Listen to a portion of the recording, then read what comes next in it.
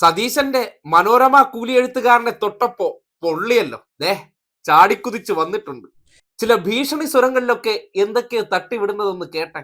മാത്രമല്ല, ഇത് റിപ്പോർട്ട് ചെയ്ത മാധ്യമ പ്രവർത്തകർക്കെതിരായി വലിയ ഹീനമായ രീതിയിൽ സൈബർ ആക്രമണം നടക്കുകയാണ്. ഹീനമായ രീതിയിൽ CPM-ന് എന്തോ ആവാലോ, അവരുടെ കുടുംബത്തെ വരെ ആക്രമിച്ചുകൊണ്ടുള്ള മാധ്യമ പ്രവർത്തകർക്കെതിരായ ഹീനമായ ആക്രമണമാണ് സൈബർ ആക്രമണം.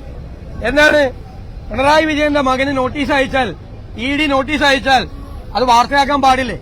വാർത്തയാക്കിയ മാധ്യമ പ്രവർത്തകർക്കെതിരായി നോട്ടീസ് സൈബർ ആക്രമണം നടത്തുമോ? എന്ത് നടക്കുമോ കേരളത്തിൽ? അതൊന്നും ശരിയല്ല. അതൊന്നും കൊണ്ട് നിങ്ങൾ മാധ്യമ പ്രവർത്തനം അവസാനിപ്പിച്ചു പോകാൻ ഉദ്ദേശിക്കുന്നുണ്ടോ?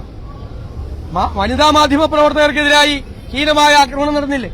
ഇപ്പോ CPM-നെതിരായി വാർത്ത കൊടുത്താൽ വ്യക്തിപരമായി തെരഞ്ഞുപിടിച്ച് സൈബർ ആക്രമണം നടത്തുകയാണ്. അതൊക്കെ അങ്ങ് അവസാനിപ്പിച്ചാൽ മതി. അതൊക്കെ കയ്യിൽ വെച്ചാൽ മതി. ആ പരിപാടിയല്ല, അതൊന്നുമായിട്ട് ഇറങ്ങണ്ട. അതാണ് ഞങ്ങൾക്ക് പറയാനുള്ളത്. ആണോ സതീശ? പോയി പണി നോക്കുക എന്ന് ഈ നാട് പറയും. അതാണ് ഈ നാടിന്റെ ശീലം. കൂലിയെഴുത്തുകാരെ മാസപ്പടി കൊടുത്ത് ഏതെങ്കിലുമൊക്കെ സ്ഥാപനത്തിനകത്ത് ഇരുത്തിയിട്ട് വ്യക്തി എന്നുള്ള നിലയ്ക്ക് ഇടതുപക്ഷ നേതാക്കന്മാരെ രാഷ്ട്രീയം കൊണ്ട് നേരിടാൻ പറ്റാതെ വരുമ്പോഴോ ആശയം കൊണ്ട് നേരിടാൻ പറ്റാതെ വരുമ്പോൾ കുടുംബക്കാരെ വലിച്ചിഴച്ചുകൊണ്ട് അവരുടെ ആത്മവീര്യം തകർത്ത് കളയാമെന്നുള്ള ഒരു കുതന്ത്രം, അതങ്ങ് കൈ വെച്ചാൽ മതി എന്ന് തന്നെയാണ് സതീശനോട് പറയാനുള്ളത്. മിഥുൻ കുര്യാക്കോസ് അല്ല, സതീശന് വേണ്ടി ഇമ്മാതിരി തെമ്മാടിത്തവും അല്ലെങ്കിൽ കൂലിയെഴുത്തും നടത്തുന്ന ഏത് മാപ്രയായിരുന്നാലും ശരി, അവന്റെ അടിയാധാരമടക്കം ഈ സമൂഹത്തിന്റെ മുന്നിൽ തുറന്നിട്ട് വിചാരണ ചെയ്യും. ഒരു സംശയവും വേണ്ട.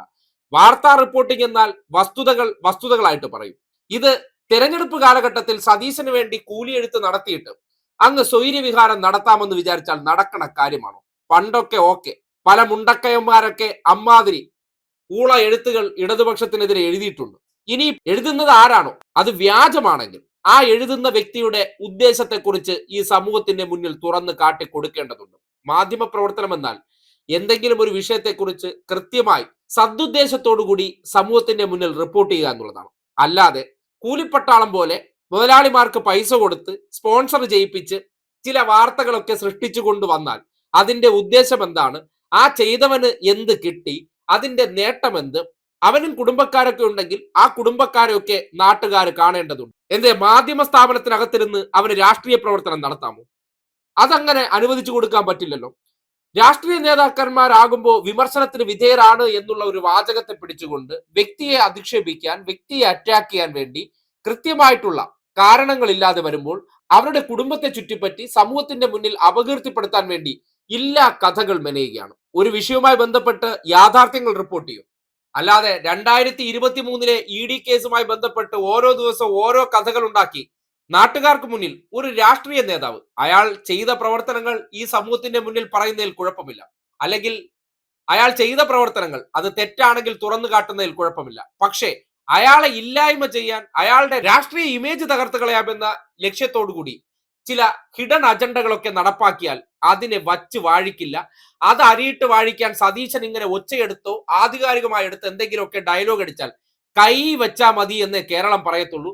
സതീശനെ സ്വന്തം പാർട്ടിയിലെ ഷാഫി അടിമകളും മാങ്ങാണ്ടി അടിമകളും എടുത്ത് പൊങ്കാലയിട്ടിട്ട് ഒരു ചുക്കും ചെയ്യാൻ പറ്റിയില്ല.